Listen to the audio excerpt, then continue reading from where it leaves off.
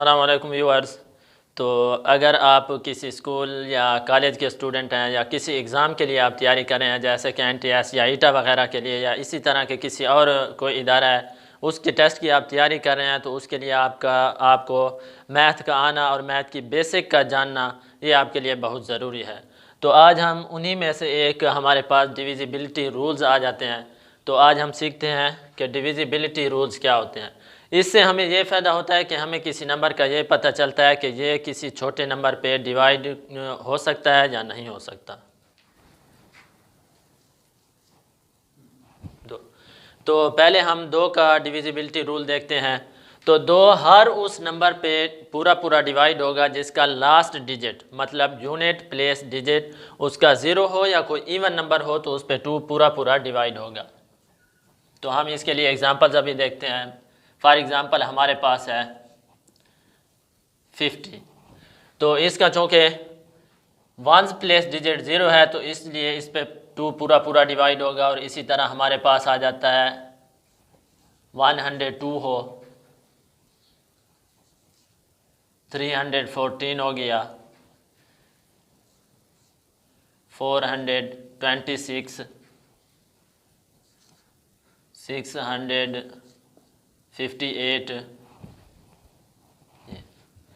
तो अब चूँकि इन नंबर्स का लास्ट डिजिट इसका 2 है, इसका 4 है, इसका 6 है और इसका 8 है, तो इसलिए इन पे 2 पूरा पूरा डिवाइड होगा। इसके बाद हमारे पास आ जाता है 3। तो 3 का ये रूल है कि जो नंबर हमें दिया गया है हम उसके डिजिट्स का सम निकालते हैं। अगर सम पे 3 पूरा पूरा डिवाइड हो जाता है तो उस नंबर पे 3 भी पूरा पूरा डिवाइड होगा। 63। तो 63 में जो डिजिट्स हैं हमारे पास 6 है और 3 है। पहले हम इनका सम निकालते हैं। 6 + 3 ये हमारे पास आ गया 9। तो 9 पे चूँकि 3 पूरा पूरा डिवाइड होता है इसलिए 63 पे भी 3 पूरा पूरा डिवाइड होगा। इसके बाद हमारे पास नेक्स्ट एग्जांपल है 330। अब हम इस नंबर के डिजिट्स का सम निकालते हैं। तो ये हमारे पास 3 + 3 प्लस हो गया 0।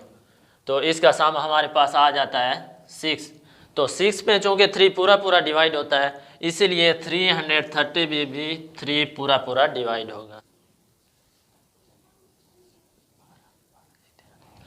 तो अभी हमारे पास एग्जांपल जो है वो है 5157। तो पहले हम इसके डिजिट्स का सम निकालते हैं।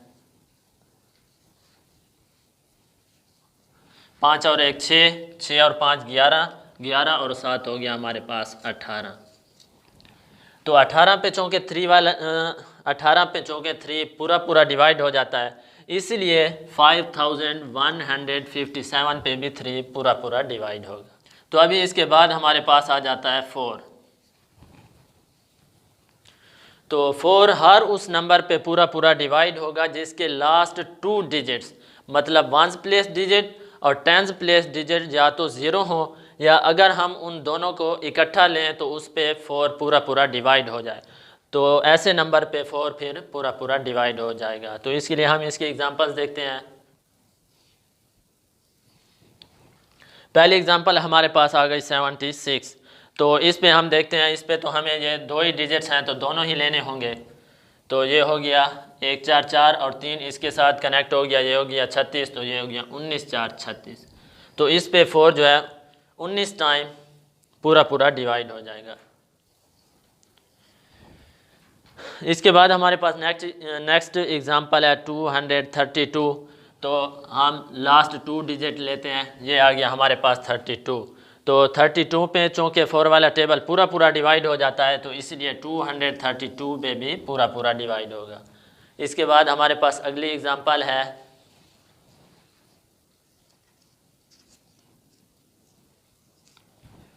4516। तो अब हम इसके भी लास्ट 2 डिजिट्स लेते हैं जो कि हमारे पास 16 है।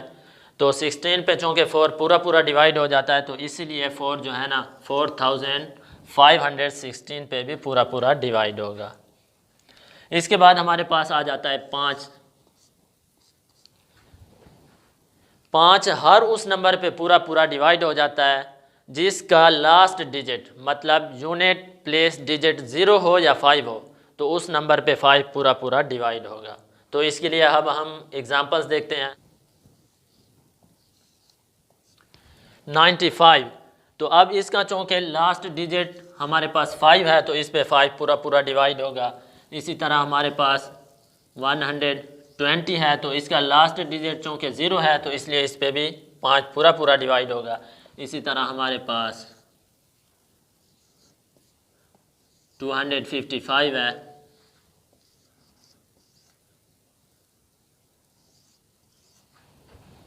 और इसके बाद हमारे पास एग्जांपल है 4060। तो हर ऐसा नंबर जिसके आखिर पे 5 हो या 0 हो तो उस नंबर पे 5 पूरा पूरा डिवाइड होगा। इसके बाद हमारे पास अगला नंबर 6 है।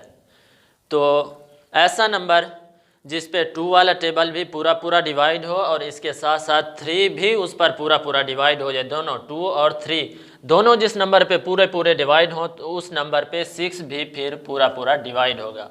तो इसके लिए अब हम एग्जांपल्स देखते हैं। तो पहली एग्जांपल्स हमारे पास है 72। तो इसमें चूँकि हमें पता है कि आखिरी डिजिट 2 है तो 2 भी पूरा पूरा डिवाइड होगा। और अब हम इसका सम निकालते हैं 7 + 2 तो ये हमारे पास हो जाता है 9।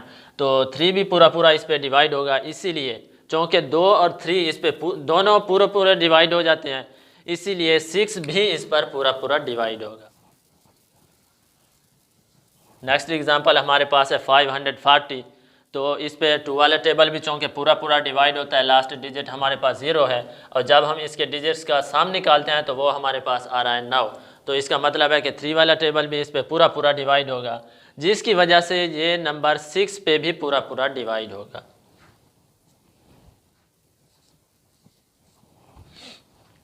तो अभी हमारे पास अगली एग्जांपल में आ रहा है 7824।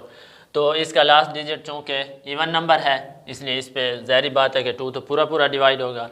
और इसके बाद हम देखते हैं कि 3 वाला टेबल इस पे पूरा पूरा डिवाइड होता है। तो हम इसके लिए सम निकालते हैं। पहले 8 और 7 15, 15 और 2 17, 17 और 4 हो गया 21, 21। तो 21 पे चूँकि 3 वाला टेबल पूरा पूरा डिवाइड होता है तो इस पे अब 6 भी पूरा पूरा डिवाइड होगा। बाद हमारे पास है 8। 8 का क्या रूल है? 8 का रूल ये है कि जो नंबर हमें दिया गया है उसके लास्ट 3 डिजिट्स 0 हो या हम वो 3 डिजिट्स लें तो वो 8 पे पूरे पूरे डिवाइड हो जाएं, तो ऐसा नंबर 8 पे पूरा पूरा डिवाइड होगा। इसके लिए हम एग्जांपल्स को देखते हैं। तो इसकी पहली एग्जांपल में हमारे पास है 2000। तो इसके चूँकि लास्ट 3 डिजिट्स 0 हैं इसलिए 8 इस पे पूरा पूरा डिवाइड होगा।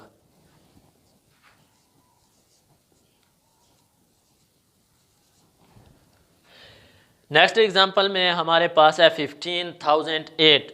तो इसके हम लास्ट 3 डिजिट को देखते हैं जो कि हमारे पास 8 ही बन रहा है। तो चूँकि 8 पे 8 पूरा पूरा डिवाइड हो जाता है तो इसलिए इस नंबर पे भी 8 पूरा पूरा डिवाइड होगा।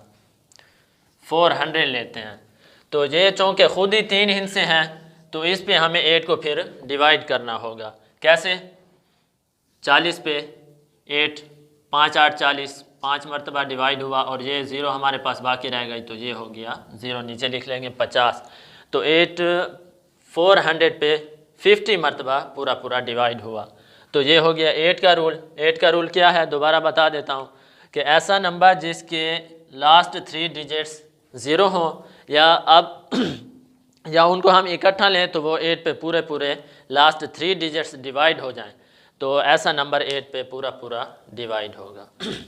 तो इसके बाद हमारे पास जो एग्ज़ाम्पल है वो है 157,128। तो अब हम इसके लास्ट 3 डिजिट्स को देखते हैं कि क्या इन पे 8 पूरा पूरा डिवाइड होता है।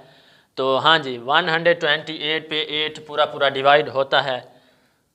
तो ये हो जाता है 16 8s आर 128। तो चूँकि 8 128 पे पूरा पूरा डिवाइड हो गया तो इसलिए ये जो है ना 157,128 पे 8 पूरा पूरा डिवाइड होगा। तो 8 के बाद हमारे पास आ जाता है 9। 9 का भी सेम वही 3 वाला रूल ही है कि 3 पे हम डिजिट्स का सम निकाल के 3 पे डिवाइड करते थे, और 9 का जो है ना ऐसा नंबर, जो नंबर हमें दिया जाएगा उसके तमाम डिजिट्स का सम निकाल के फिर 9 पे डिवाइड करेंगे। तो अगर वो उसका सम 9 पे पूरा पूरा डिवाइड हो जाता है तो ऐसा अदद 9 पे फिर पूरा पूरा डिवाइड होगा। इसके लिए हम एग्जांपल्स को देखते हैं। तो इसके लिए हम पहली एग्जांपल लेते हैं 333। इन डिजिट्स का हम सम निकालते हैं। 3 + 3 6 हो गया, और 6 + 3 हमारे पास आ गया 9।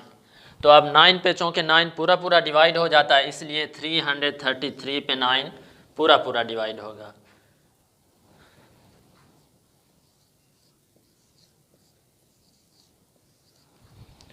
इसके बाद हमारे पास नेक्स्ट एग्जांपल है 4536। तो अब हम इनका सम निकालते हैं। 4 + 5 9 हो गया, 9 + 3 12 हो गया, और 12 के साथ हमने 6 प्लस किया तो ये हमारे पास आ गया 18। तो अब चूँकि 18 पे 9 पूरा पूरा डिवाइड होता है, इसीलिए 4536 में भी 9 पूरा पूरा डिवाइड होगा।